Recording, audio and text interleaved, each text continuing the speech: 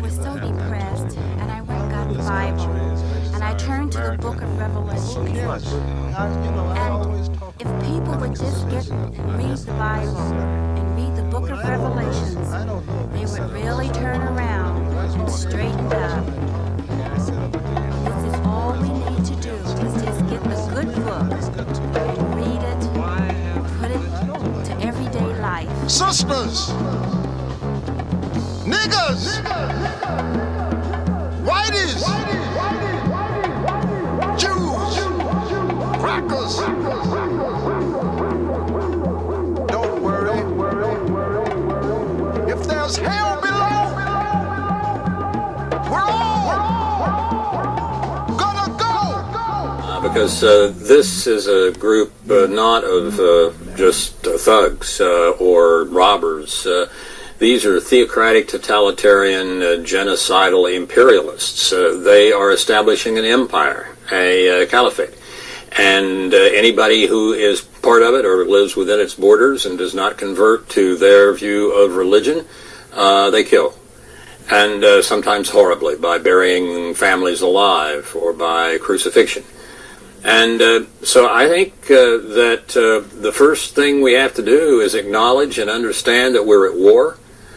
We've been attacked by a totalitarian regime, and we have to deal with them accordingly.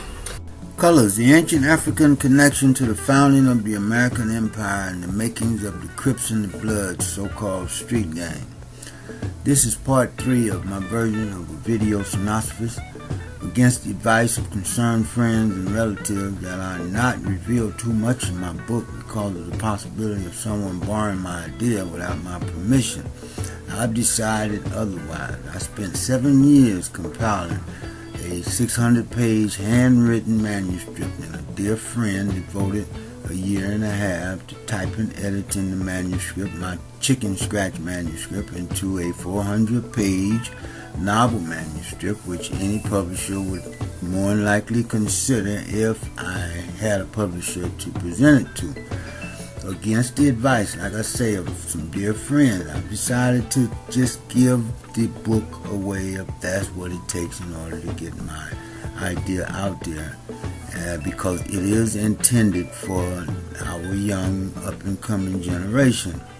I am of a mind to believe that the book endeavor is divine in nature. The theme of the story itself is a metaphor of exactly what is happening today in the world, particularly the plight of American society today. The fact that all my best efforts at seeing the book published myself has fallen short. I come to realize that maybe seeing my book published in print is a selfish pursuit, and that the real objective is to help society in the effort to curb gang violence associated with rival gang warfare, and to assist in changing or trying to change the separatist mentality attitude surrounding the erroneous assumption and notion that the Crips and the Bloods and the Nathaniels and the Serenios are natural-born enemies. You and Blue, I can't play with you. That's an outright negative perception which my book, Colors, Ancient African Connection, has the potential of changing that old stereotypical notion that's so prevalent amongst our inner city subcultural groups of young Americans by whatever ethnic, race, native culture we may be, fundamentally speaking. If you're an American-born citizen or an immigrant American citizen, we're all in the same boat right now at this moment. And right now, as we speak, a deadly storm is raging our way, metaphorically speaking, in the form of an fundamentalist, fanatic, Islamic, Attila the Hun type threat. And it's threatening our boat, and it's going to cause our boat to sink if we don't come together as a nation and society and try and curb that outside threat. America is a resurrected new Roman Empire, is the point. And we are faced with the same threats as did Rome just prior to Rome being sacked, not only once but several times by ancient German so-called barbarian tribes, which today we call barbarian extremists.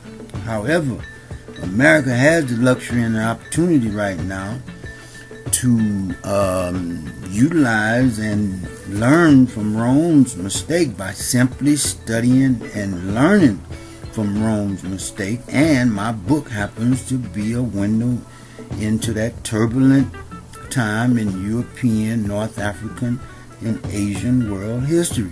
The Crips and the Bloods and the Nathaniels and the Serenios are faced also with a grand opportunity of becoming Academy Award winning stars of the show today by simply stepping up and together becoming allies and taking responsibility for our communities. Let the future history books praise you as a 21st century hero who helped America, not help bring America down by straining certain resources that's needed to combat that real outside threat that's knocking at our door. My book, Colors of Ancient African Connection, will inspire youngsters to become just that, responsible individuals as my character portray. Anyway, of course you can't read my book until it's published, and I can't publish it until someone of financial means and interest decide to come in and help assist me in getting it published. Until that time, however, I've decided to just use the free internet in order to get my book across. I figure 15 minutes a day, I'll just narrate the book over there for as long as Google allow me to do so. It's obvious it's going to take some time until 400 pages is unveiled, but you know, as they say, Rome wasn't built in a day. So until probably tomorrow, I'll start narrating the first chapter for the public's viewing. Peace out, and may we all prosper.